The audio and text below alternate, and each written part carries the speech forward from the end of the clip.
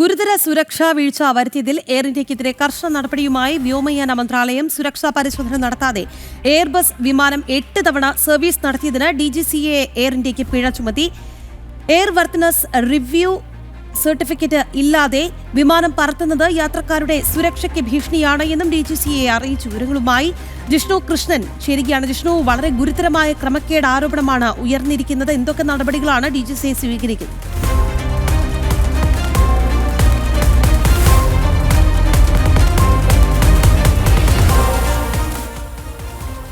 മാനദണ്ഡങ്ങൾ പാലിക്കാതെ സർവീസ് നടത്തിയതിനെ തുടർന്നാണ് എയർ ഇന്ത്യക്കെതിരെ നിലവിൽ DGCA കർശന നടപടിയെടുത്തിട്ടുള്ളത്. DGCA പരിശോധനയിൽ വ്യക്തമായത് കൃത്യമായിട്ടുള്ള സുരക്ഷാ പരിശോധന നടത്തിയ സർട്ടിഫിക്കറ്റ് ഇല്ലാതെ എയർ ഇന്ത്യയുടെ A320 വിമാനം 8 തവണ സർവീസ് നടത്തി എന്നുള്ളതാണ്.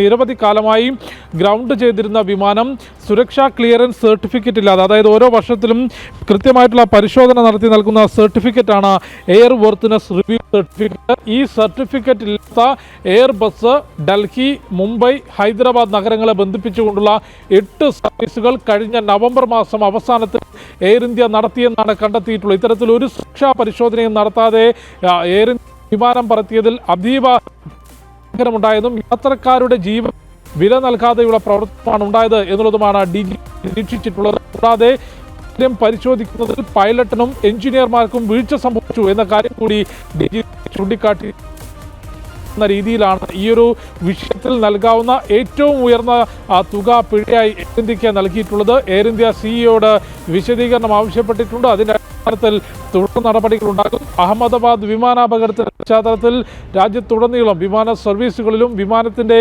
സുരക്ഷയുമായി ബന്ധപ്പെട്ട് വിവിധ തലത്തിലുള്ള പരിശോധന വരികയാണ്. എന്തായാലും ഗുരുതരമായ സുരക്ഷാ വീഴ്ചകൾ വരുത്തിയതിനെ തുടർന്നാണ് എയർ ഇന്ത്യക്ക് കർശനമായ പിഴ വ്യോമയാന മന്ത്രാലയം ചുമത്തിയിരിക്കുന്നത് എന്നുള്ളതാണ് ജിഷ്ണു കൃഷ്ണൻ പങ്കുവച്ച വാർത്ത.